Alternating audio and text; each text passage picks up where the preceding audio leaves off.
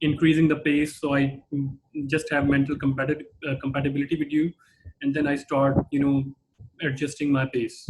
Okay, so expect 1 or 2 lectures a little bit slow, and then we would be increasing our pace.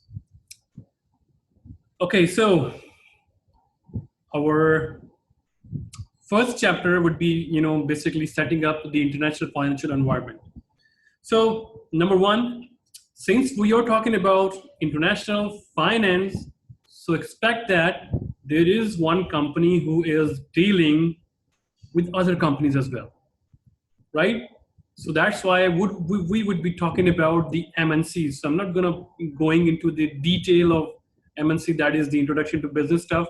So I'm just going to be explaining its a little bit definition, and that is, it is multinational corporation. So pay close attention to the word multinational. It means a company is set up in at least more than at least in one foreign country.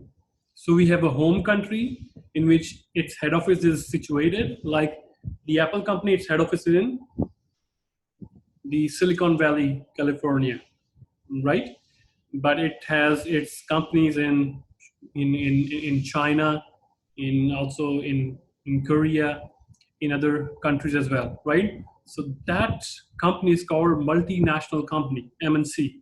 Okay, so when you have a multinational company, it is obvious that you need to deal with this foreign exchange market. Why? Because your home currency, like if you keep in mind the Apple Corporation, it's in US, so they are dealing with dollars, but they have opened the factory or the office in China. In China, they are dealing with yuan.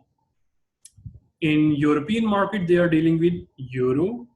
In UK, they are dealing with pound, right? So this is natural that they need to face this foreign exchange market. So there may be sometimes the foreign exchange market, they are in their favor, sometimes they are not in their favor.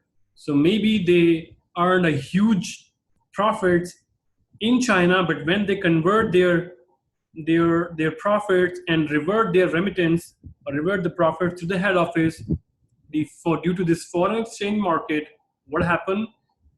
The US head office received less dollars. So it means this is a risk.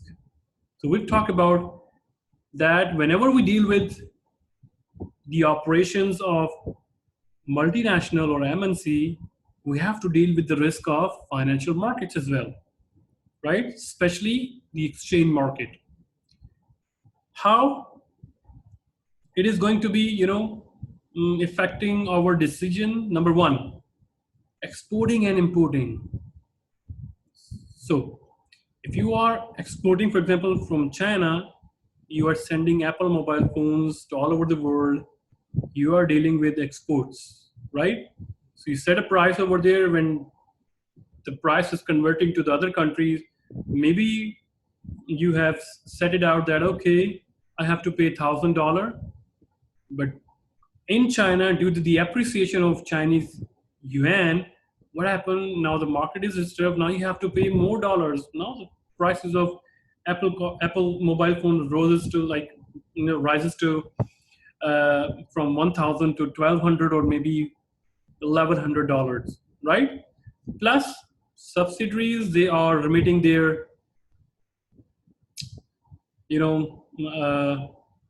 profits, or they need funds from the head office. So they need to deal with this foreign exchange market.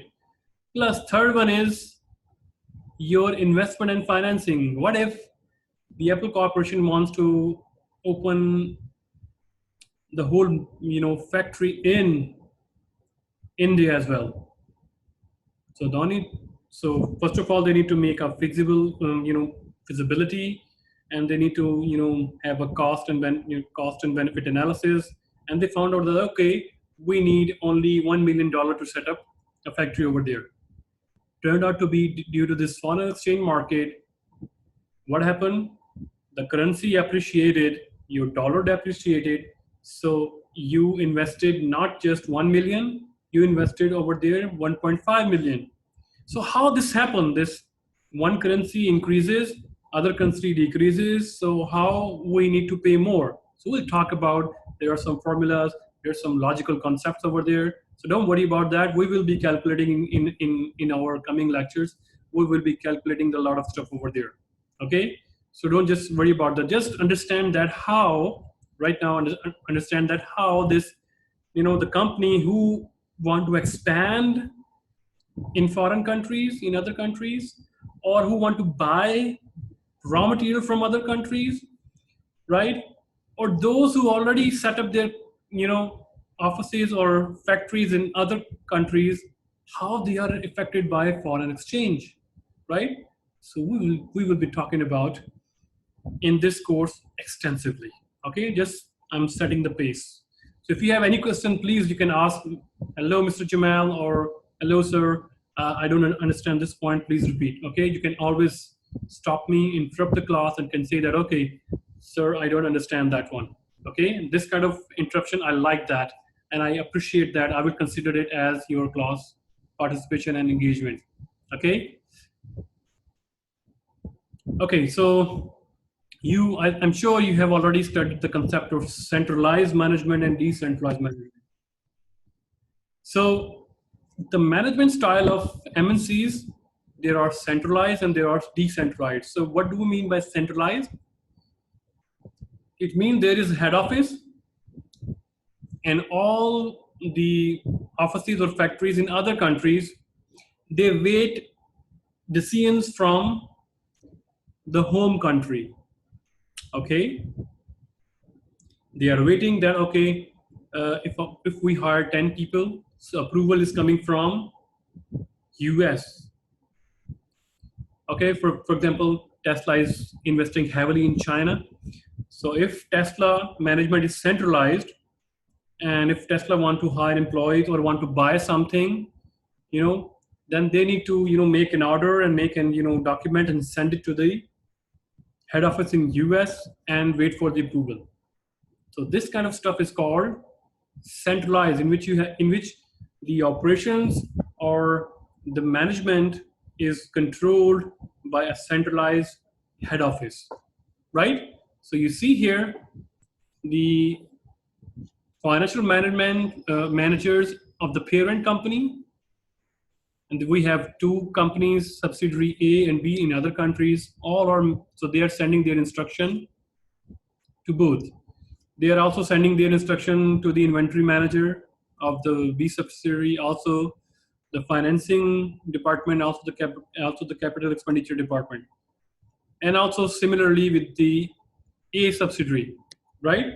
So employees of the subsidiary B and subsidiary A, they are waiting the instructions from the parent company. So parent company is that, is that company which is basically the head office, which is the point of origin of the company. For example, in Apple originated from US, so US is the home country, or the company is parent company over there. And in China, in Vietnam, in Korea, in Europe, if we have Apple company over there, so and they are subsidiary. Okay, if you go to the introduction to business stuff, we also call them sister companies whatsoever, right? So I'm just going to be very simple here. So there's a parent company and there is a subsidiary company. Okay, the country in which the parent country is over there, we call this home country, and other countries where its subsidiaries are, we call this foreign country. So there is a difference between foreign country and home country. In home country, where the parent country is situated, so in case of Apple company, the home country is US.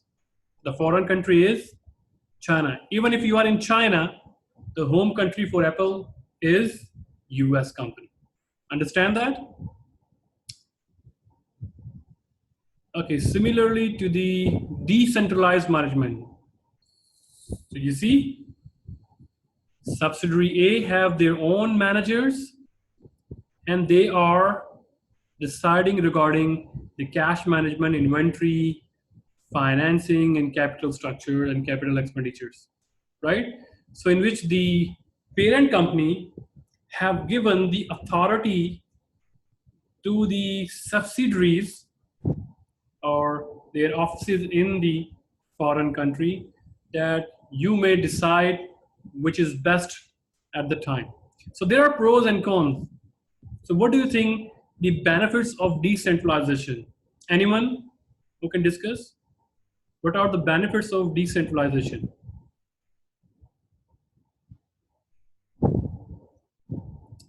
Hey, can you I would participate? say production cost would be one of the beneficial benefits. Production, how production cost? I'm just saying, like for example, if there is a subsidiary company in another place that's not in the in the main, like in the, how do you say it, like Home hold country. the, yeah, like depending on the country, I think it would be more beneficial for the production cost of product or service. I don't know. I think you're right, but you are just missing a little point. I would explain later. Haley, would you like to add something? What are the benefits of decentralization? Can it be like they get to know more of a local kind of like a cultural Well done. management styles or yeah, marketing like that? Well done. Well done. Well done. So, John, you also said the right thing, but you're just missing a little point. So, decentralized, why we go for decentralization? Because the person who is sitting in the home country or in head office, he don't know what's going on in, for example, the person who is sitting in US in Apple headquarters, he don't know what is the raw material prices in China. Okay, if he want to get this information, maybe information is a little bit delayed, and whenever they want to acquire something, prices goes up, right?